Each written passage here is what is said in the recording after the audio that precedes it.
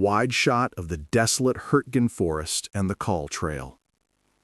In the brutal calculus of war, a single life can seem insignificant against the grand sweep of armies and nations. But what is the value of 100 lives? And what could possibly save them when all hope seems lost? This is a story not of a general's brilliant strategy or a soldier's unmatched bravery with a rifle. This is a story of a healer, a man whose weapon was knowledge, whose armor was compassion, and whose only shield against the horror was his oath. This is the story of a moment of utter desperation in the frozen hell of the Hürtgen Forest, a story that asks, when one medic faced a forest of 100 wounded, what single syringe could possibly save them all? It is November 1944. The location, a tangled, steep ravine deep within the Kall River Valley, Germany. The men, scattered elements of the 1st Battalion 112th Infantry Regiment, 28th Infantry Division, the Keystone Division, and countless wounded from a dozen other units, trapped behind enemy lines. Their world had collapsed into a mist-shrouded, muddy killing ground known simply as the Kall Trail. And in the heart of this nightmare, one man, a battalion surgeon, would face an impossible choice. Weary American infantrymen of the 28th Division moving through the forest. To understand the crisis, we must first understand the battle.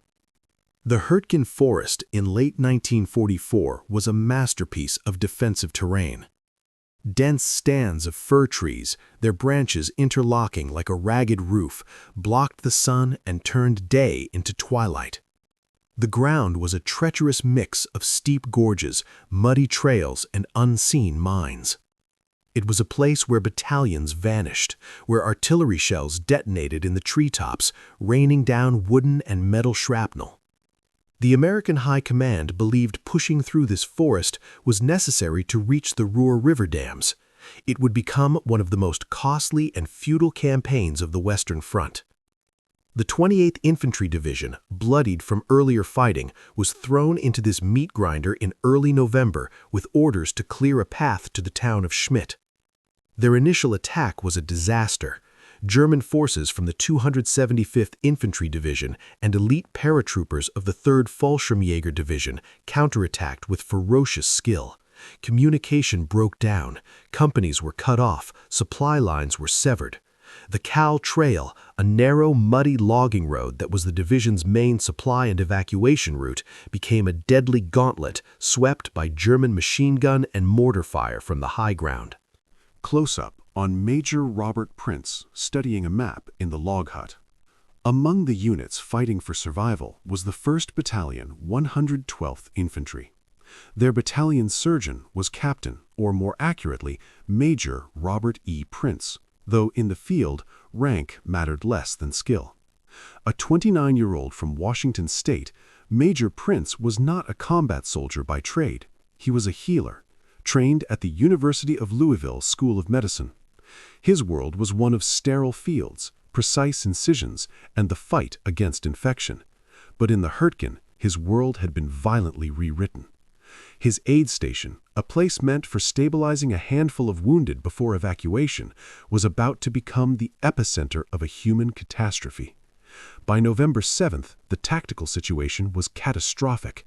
2 companies were surrounded in Kammerscheid, another was cut off near Schmidt, and the Kall Trail was effectively controlled by German patrols. The walking wounded trickled back, but the severely injured, the men with shattered legs, sucking chest wounds, and traumatic amputations could not be moved. They lay where they fell, in foxholes, in the mud, under scraps of ponchos, their cries swallowed by the ever-present fog and the crump of mortar fire. They were scattered across a nightmarish landscape, a forest not of trees, but of suffering men, a forest of 100 wounded. Chaotic medium shot inside the crowded, grim aid station. For Major Prince and his small team of aidmen and surgeons, the days from November 5th to the 8th were a relentless, sinking horror. The usual rhythm of combat medicine, treat, stabilize, evacuate, had completely broken down. There were no jeep ambulances arriving. The trail was closed. The number of wounded in and around his makeshift aid station, little more than a log hut and a few canvas tents near the headquarters of the 1st Battalion, swelled from a dozen to 30 to 50. Reports from the front-line runners, themselves often wounded, painted a grimmer picture. Dozens more men were lying in forward positions, in the open, their conditions deteriorating by the hour. Shock, exposure, and loss of blood were claiming lives as surely as German bullets. The cold was a relentless enemy. Hypothermia set in. Men who might have survived their wounds during a swift evacuation were now dying a slow, agonizing death in the freezing mud. Prince knew the numbers. He had roughly 100 critically wounded soldiers under his nominal care, but they were not in a clean hospital ward. They were dispersed across a half-square mile of forest, ravine, and trail. His medical supplies, already strained, were running perilously low. Bandages were being reused. Morphine, the precious solace for a man in unbearable pain, was being rationed to a few precious syrettes. Plasma, vital for treating shock, was almost gone. The 2 other surgeons with him, Captains Michael DeMarco and Robert K. Montgomery, worked until their hands were numb and their uniforms were stiff with blood. Then on the morning of November 9th, the crisis reached its zenith. A desperate attempt to evacuate a handful of wounded down the Kall Trail in a Weasel, a small tracked vehicle, had resulted in the vehicle being destroyed by a mine, blocking the trail further. German patrols were now actively hunting the aid station, having pinpointed its location from the comings and goings of medics. Snipers had zeroed in on the log hut. To move the wounded was impossible. To stay meant watching them all die from wounds, exposure, or a direct hit from an artillery round. The command decision came down from the besieged battalion commander, Lieutenant Colonel Carl L. Peterson. They would have to attempt a breakout and fighting retreat westward, back to American lines. But they could only take those who could walk or be carried by a single man. The gravity of that order settled over Prince like a physical weight. It meant leaving behind the severely wounded. It meant, in all likelihood, condemning them to capture, or worse, a lonely death in the forest. As the able-bodied soldiers began to prepare for the desperate breakout, a quiet panic spread among the wounded who understood their fate. The forest, already a place of shadows, seemed to grow darker. And then a new sound cut through the din of sporadic gunfire and moaning men, a sound that turned the blood of every veteran in the forest to ice, the distinctive high-pitched coughing of German MG-42 machine guns growing closer, followed by the sharp cracks of M1 Garands returning fire. A German assault was closing in on their position. They were out of time. Chaos erupted. The perimeter, held by a ragged mix of engineers, headquarters clerks, and walking wounded, began to contract. Bullets snapped through the pine branches, sending needles and splinters raining down on the aid station. A mortar round exploded 50 yards away, shaking the ground and sending a wave of mud and debris over the log hut. Inside, Prince and his team didn't flinch. They were performing an emergency thoracotomy on a soldier with a chest wound, their hands moving by trained instinct. The battalion's executive officer burst into the aid station, his face pale under a layer of grime. "Jerry's are flanking the North Trail, Doc. We have to move the HQ now. You have 15 minutes. You can bring what you can carry." Prince looked around. At the 2 men on his operating table, at the 30 other wounded crammed into the hut and the tents, their eyes wide with fear and pain. At the imagined dozens more he knew were out there in the forest, unable to move. 15 minutes. It was a death sentence. "I'm not leaving my patients," Prince said, his voice low but firm. "Doc, if you stay, you'll be captured or killed. They can't be moved. It's an order." The weight of command, the weight of his oath, the weight of 100 lives pressed down on him. The Hippocratic oath he had sworn, "I will use treatment to help the sick according to my ability and judgment, but never with the view to injury and wrongdoing." Abandoning them was a wrongdoing of the highest order, but staying seemed a futile gesture, a noble death perhaps, but a death all the same, with no one saved. He stepped outside. The scene was one from a dark painting. The gray November light filtered through the smoke and mist. Men with blood-stained bandages hobbled or crawled, trying to gather themselves. Medics dashed from patient to patient, administering last doses of morphine, whispering assurances they knew were lies. The crackle of small arms fire was a constant, threatening crescendo. He could see the fear in the eyes of his own medics, boys of 19 and 20, looking to him for an answer he did not have. Then his gaze fell on a particular group of wounded, men suffering from severe, gasping respiratory distress. Their lips were blue. They had been gassed, but there was no record of gas being used in the Hürtgen. He moved closer, his medical mind cutting through the panic. He examined one soldier. No blistering on the skin, no burning in the eyes, just this profound, life-threatening pulmonary edema, fluid flooding the lungs. He saw another case, then another. A pattern emerged, and a terrifying, brilliant hypothesis snapped into place. These men hadn't been gassed by the enemy. They were drowning from within. They were suffering from acute pulmonary edema brought on by exhaustion and exposure, a condition he recognized from medical literature, sometimes called soldier's heart or irritable heart from the First World War. Their cardiovascular systems, pushed beyond all human limits by days of relentless combat, cold, terror, and dehydration, were simply giving out. Their hearts were failing, flooding their lungs with fluid. It was a silent internal wound just as deadly as a bullet. And for this condition, he knew there was a specific, powerful treatment, a drug that could reverse this process, a drug he happened to have in his nearly depleted medical kit. It was a cardiac glycoside, Digoxin, derived from the foxglove plant. In his possession was one remaining ampule, one single syringe of Digoxin. In a standard hospital, it would be used cautiously, with careful monitoring. Here, it was a Hail Mary, one syringe, perhaps 10 doses if he diluted it carefully.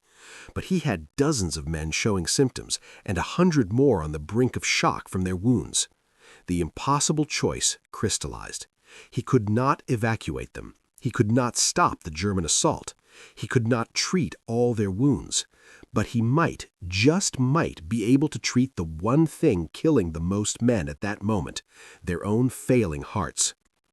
If he could get the walking wounded and the marginally wounded strong enough to move, to think of moving, he could create a cascade of survival. Those who could walk could help carry those who couldn't. It was a medical long shot of staggering proportions. He gathered his medics. The sound of gunfire was now coming from 3 sides.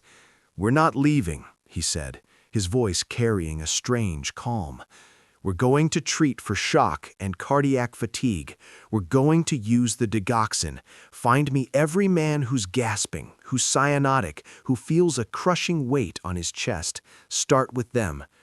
One of the younger medics stared. "Sir, there's one syringe. There's 100 men out there." Prince met his gaze. "We're not treating 100 men. We're treating an army of one heart at a time." What followed was a clinic conducted in hell. Prince became a whirlwind of precise, focused action. He diluted the single ampule of Digoxin with sterile saline, stretching the life-saving liquid to its absolute limit. He moved from patient to patient in the aid station, diagnosing with a stethoscope and a glance, administering microdoses of the drug via the single syringe, sterilizing it with alcohol between uses when possible, sometimes just wiping it on his bloody tunic. The first soldier he treated was a sergeant from Charlie Company, a man who had shrapnel in his leg but was now drowning in his own fluids. Within 20 minutes of the injection, the sergeant's breathing began to ease. The terrifying gasps turned to deep, ragged pulls of air. The blue tinge around his lips faded. I can breathe, Doc," he croaked. It was working. Word spread among the wounded, not as a rumor of rescue, but as a spark of tangible hope. The medic was doing something. Prince and his team worked with frantic efficiency. They combined the Digoxin treatment with the last of their plasma, heated over a small, shielded fire to treat for shock. They splinted legs not for long-term healing, but for immediate, brutal mobility. They turned patients, cleaned wounds hastily, and offered sips of water collected from shell holes. Prince's decision had a second, profound psychological effect. By refusing the order to abandon them, by actively fighting for their lives in the face of certain capture, he gave the wounded a reason to fight. Despair began to lift, replaced by a grim, collective will. A soldier who 10 minutes before had been ready to give up now struggled to sit up. A man with a broken arm used his good one to drag a comrade with a leg wound toward a more defensible position. Then, a miracle of coincidence, or perhaps the ripple effect of Prince's defiance. As a German patrol finally breached the tree line on the east side of the aid station, a different sound echoed through the forest. Not the sharp report of rifles, but the deep, throaty roar of Sherman tank engines. A reconnaissance force from the 707th Tank Battalion, led by Lieutenant John W.G. Pell, had managed, against all odds, to fight its way up the Kall Trail. They were not in strength, just a few tanks and infantry, but their arrival was transformative. The German patrol, expecting to mop up a defeated and abandoned aid station, instead encountered a perimeter that was now actively defending itself. Walking wounded propped themselves against trees with rifles, medics handed out grenades, and the tanks provided a crushing, immediate deterrent. The German probe pulled back. Prince didn't waste the gift of time. He coordinated with the tankers. "We have to get them out now," he told Lieutenant Pell. "We can move them. They're ready." Using the tanks as moving shields and psychological barriers, the most incredible evacuation began. Men who should have been stretcher cases hobbled alongside the steel hulls. 2 wounded men carried a third between them. Prince and his medics moved up and down the column, which now stretched for hundreds of yards along the treacherous Kall Trail, administering encouragement and checking bandages. The single syringe of Digoxin had been exhausted, but its effect had been catalytic. It had broken the cycle of physiological and psychological collapse. For 6 hours, this ragged procession of the saved inched its way back toward American lines at WWII. They were shelled, they were sniped at. Men fell and were picked up by others. Major Prince was everywhere, a calm, steady presence in the chaos, his medical bag now empty of everything but determination. As dusk settled on November 9th, the last of the wounded from the 1st Battalion aid station crossed into the relative safety of the American perimeter at WWII. Of the roughly 100 men Major Robert Prince had been responsible for in that forest of suffering, he had successfully evacuated over 90. It was a number that defied all military and medical logic. Many would require long hospitalizations, but they were alive. The cost had been high. The 1st Battalion, 112th Infantry, was shattered, its combat effectiveness destroyed. The Hürtgen campaign would grind on for weeks more, claiming tens of thousands of casualties for minimal gain. But in that one ravine, on that one day, a stunning victory of humanity had been won. For his actions from November 7th to 9th, 1944, Major Robert E. Prince was recommended for the nation's highest award.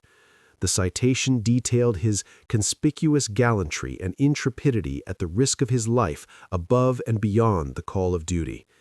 It spoke of his refusal to leave his patients, his diagnosis and treatment under fire, and his superlative courage, leadership, and skill, which resulted in the saving of approximately 100 lives. He was awarded the Distinguished Service Cross.